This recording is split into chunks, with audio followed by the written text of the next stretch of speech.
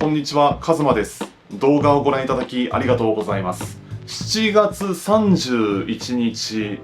金曜日、時刻は夜の7時を回りました。今日話すテーマなんですが、見えない荷物を手放す。こういうテーマで話したいと思います。すべて僕個人の主観と見解、そしてこれまでの体験に基づいて話す内容となりますので、そういう考え、そういう意見もあるんだなっていうぐらいの気軽な気持ちで聞いていただけると幸いです。それではよろしくお願いします。で、その前に見えない物質とは何か、これについて少し話したいと思います。ちょっと待ってください。ちょっとここにパソコンがあって、で、ちょっとカンペを読みながら共有したいと思います。少し待ってください。これを見ている方自身がイメージしやすいように、ある程度カテゴリー別に分類してみました。一つ目はデジタル資産またはアカウントですね。これは使っていない SNS のアカウントやブログであったり、そういった個人情報やそのアカウントに関連するものをですね、例えば放置されたウェブサービス、それが EC サイトや掲示板とか、そのポータルサイトに紐づいている会員情報、または不要なメールアドレス、膨大な未読メール、そのメールマガ購読とか、そういった類のものですね。で、もしくはクラウドストレージ上の整理されていない大量の画像や動画のデータですね。これについては、昔僕、Google フォトを使ってた時期があったんですけれど、今は全く使ってないですね。あれ確か2021年の5月31日をもって、それまで無料で使えていたサービスが有料になったんですよね。だから有料というか、その2021年5月以降に保存する写真や動画のデータは 5GB まで無料だったはずなんですよね。違う違う、15か。15GB まで無料だったはずだけれど、それ超える場合は、毎月払い続けないといけないんですよね。そういうクラウドストレージや、そういった有料課金だったり、その毎月かまたは年会費制で伴うサービスというのは一切課金していません。そんなところですね。で、続いては、先ほど話した内容と一部重複するけれど、その契約や経済的負担ですね。例えば、その利用頻度が下がった動画や音楽の配信サービスだったり、そのアプリとか、そういった有料のサブスクリプションですね。その有料のサブスクっていうのは僕は基本的に入っていません。例えば、Netflix とか Amazon プライムだったり、その Spotify とか、あと最近ではAI のその有料課金っていうのがありますよね。で、それ以外にその編集ソフトでもその有料課金のものがあったりするけれど、僕はそういうの一切使ってません。もう基本的には買い切り型の、要は一度買えば永年無料で使い続けることができる買い切り型のサービスか、または無料の編集ソフト、このどちらかを使ってます。っていうか、無料でどこまで作ることができるか、どこまで試せるかっていうのを、ひたすらやってみたくてね、むしろそっちの方が割と楽しいというか、そんなところですね。で、無料の編集ソフトだったり、その無料のアプリとか、そういった類のものって一度ダウンロードすれば、その後も、ずっと使い続けることができるんですよね。そういったメリットもありますんで、確かこれは、有名な方で言ったら、2チャンネルとかで有名な、西村博之さんっていますよね。博之さんの動画は僕もたまに見たりはするけれど、確か、その博之さん曰く、編集ソフトは確か、すべて無料のものしか使っていないって、本人がそういう話をしていたはずですので、そういう感じで僕も、毎月やまたは年会費制のサブスクとか、そういった類のものは一切課金しないことにしています。っていう感じですね。で、それ以外には、ほとんど使っていないクレジットカードや、その口座ですね。あとはジムとか、習い事とかも幽霊会員みたいな感じで、ほぼ、全くと言っていいぐらい、通っていないにもかかわらず、契約しているままの、月額制の契約ですね。これは絶対に解約した方がいいです。もうすごいもったいないんでね。で、最後は、人間関係ですね。義務的な感じというか、義理で維持している連絡先や LINE グループとか、あとは、何々しなければならないという過去の目標が固定観念だったり、そういう非物質的な、そういう凝り固まった考えや固定的な、もの、そういう概念とかそういう固定観念とか、そういう類のものは、足を引っ張るだけですし、それが足かせとなって身動きが取れなくなってしまう要因にもなりますので、そういうのは時代とともに切り離していくのが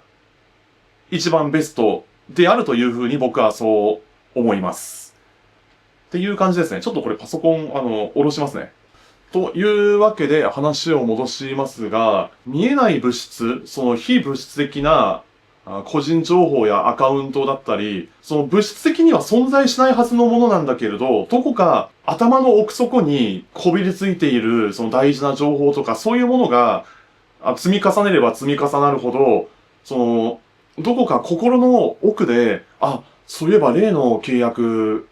解除しないととか、そういえばああいうのが確か残っていたなとか、なんかそういう風にして、その頭の片隅に本来存在しないはずのものに対してまでこう気を取られてしまっては、その集中力が下がってしまう危険性があるんですよね。僕も何度かそういう、経験をしたことがあって、昔、そのツイッター、現在の X を使っていた時期はあったけれど、これも前に話した動画にもあったように、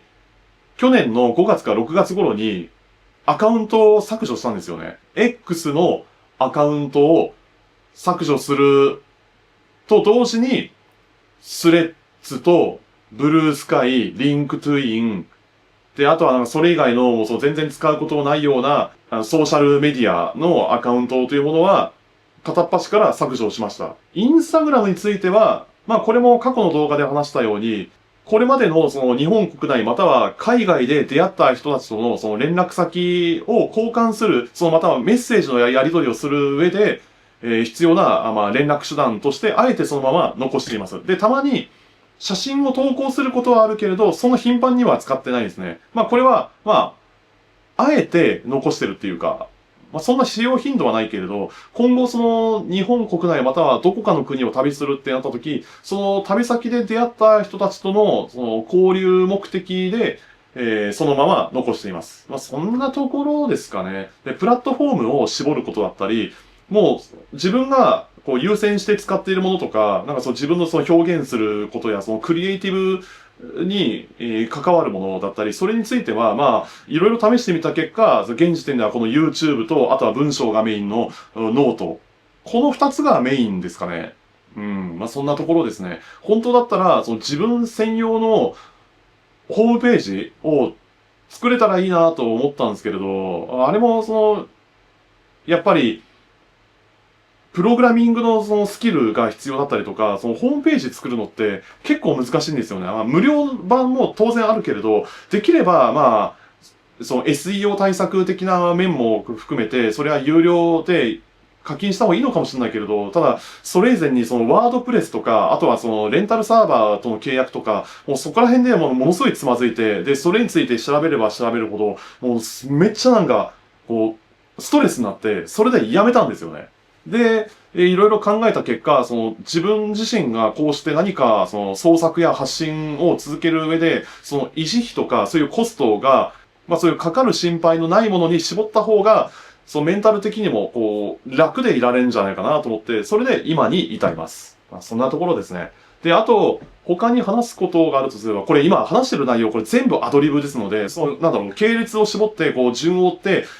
丁寧に解説するとか、そういう気は一切ないんで、そこら辺は、多めに見てください。っていう感じで、このまま続けたいと思います。最後になりますが、僕が、今回見えない荷物を手放す上で、これ手放してよかったなって思うのが、昔の人間関係、交友関係ですね。例えば、高校時代の友人だったり、あと前に勤めていた、職場の同僚とか、もうそういう類の人間関係というのはもう全部もう切り離しました。別に嫌っていうわけじゃないけれど、ただ、どうしてもね、環境が変われば、日頃接する相手というのも当然変わっていくじゃないですか。で、それとなって、それまでは話の通じる部分だったり、共通点とかいくつかあったと思うけれど、お互いに違う環境にいると、もう日々接する、日々入ってくる情報というものがまるで変わってくるし、で、その中で、たまに、昔の友人とか、なんかその昔勤めていた会社の同僚とかそういう人たちと仮に会ったとしても、まあ、合わないですね。で、特にその学生時代の友人に関してはもう、なんていうか、まあ、相手によるけれど、その時が止まってるような、そんな印象を受けたんですよね。こんなにもレベルの低い話ばかりを続けてきたんだなとか、そういう風に感じてしまってね。なんかどれだけその行動しまくるかとか、どんなものに対して触れてみるとか、もうどれだけその、こう、能動的に動き続けるかによって、日々入ってくるその情報とか、その知見と、その見聞の広がりだったり、その話題の引き出しとか、なんかそこら辺についても、人によって大きく変わってくると思うんですよね。だって、現役のビジネスマンだったり、そのバリバリのその経営者だったり、あとはまあ、その世界各国をこう、もうひたすらこう移動しまくってる人だったら多分わかると思うけれど、そういう人たちのその知識量とかその情報量が仮に100だとしたら、一度もその地元から出たことのない、または同じようなレベルの人間同士しか、接する機会のないような人だともう10だったりするんですよ。もう100と10だったらもう明らかにその、もう何もかも違うじゃないですか。その知識量だったり、その考え方や、その価値観の面においてもそうだけれど、全く話が合わないんですよ。だから、その優秀な人ほど、その極端にその素行の悪い人間とか、その言動の悪さが目立つ人だったり、あとは、どう言えばいいかな。ひたすらルールを破ったりとか、もう日頃からそういうなんか素行の悪さが目立つような人とは一切関わらないんですよ。なぜならそういう優秀な人たちっていうのは、そういうなんか劣悪な人間と接すれば接するほど自分の価値が下がっていく、または同類とみなされてしまうとか、そういうデメリットにしかないから、そういう人たちって基本的に関わらないんですよ。僕だって嫌ですもん、そんな、暴走族とかヤンキーとか、あとはその、もう、その思考回路をねじ曲がったその老害みたいな、そういう人間とは一切関わらないことにしてるんで。だって、彼らは、その、言葉が通じても、話が通じないんで、そういう人とは一切関わらない方がいいんですよ。っていうか、関わるメリットがないし、そういう人たちと、中途半端に、言い争いをしてる時間とエネルギーがもったいない。そんな時間と労力があるんだったら、それはもう自分自身のその活動だったり、何かひたすら、自分のやりたいことや自分が本気で目指したいことに対して、もうとことんコミットする。ここが一番重要だと思うんですよね。他人軸よりも自分軸であること。まあもちろんどこに行っても礼儀礼節は大事ですけれど、ただ、目の前にいる人間がもう自分の足を引っ張ったりとか、または自分が何か新しいことにチャレンジするってなった時、それに対してなんか変化を拒むような言動をぶつけてきたりとか、その気分を阻害するようなことしか言わないような、そういうグループやコミュニティが身近にあるようだったら、それはもう早い段階でもうスパッと切り離した方が、より自分の人生におけるその幸福度やその満足感だったり、そういった小さな幸せというものが徐々に積み上がっていくんじゃないかなというふうに僕はそう思います。っていう感じで、自分の足を引っ張るものとか、過去に起きた苦い経験や出来事がまた蘇ってしまうかもしれないとか、そういうなんか苦い気分を味わうような、なんかそういう機会の多い交友関係とかグループや、もうすごい古いコミュニティとかそういうものに対しては、まあ、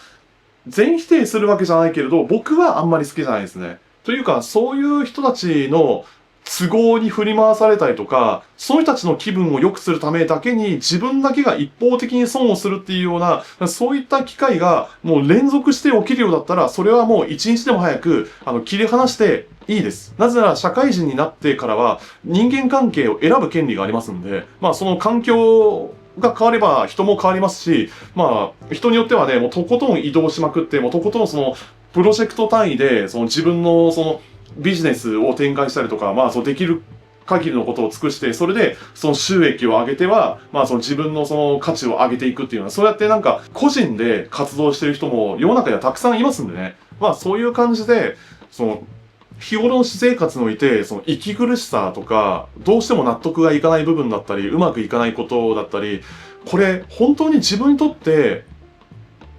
メリットになってるのかなとか、自分にとってこれは本当に幸せと言い切れるんだろうかっていう、そういう不信感や疑問を抱くようなことがあるようでしたら、その思いに従って、一個ずつできる範囲で行動していけば、その先の人生において何らかの変化が出てくるかもしれません。まあ、やるかやらないかは自分次第っていう感じですね。まあ、やるかやらないかは自分次第。で、やるやつはやる。で、やらないやつは難癖つけて結局できない理由ばかりを並べて結局何もしない。まあ、どちらを選ぶかはあなた次第。っていう感じで、今日の動画はこの辺で終わりにしたいと思います。最後まで見ていただきありがとうございます。今後ともよろしくお願いします。もし今回の動画がいいなと思いましたら、グッドボタンとチャンネル登録をしていただけると嬉しいです。それでは次回お会いしましょう。ありがとうございました。さようなら。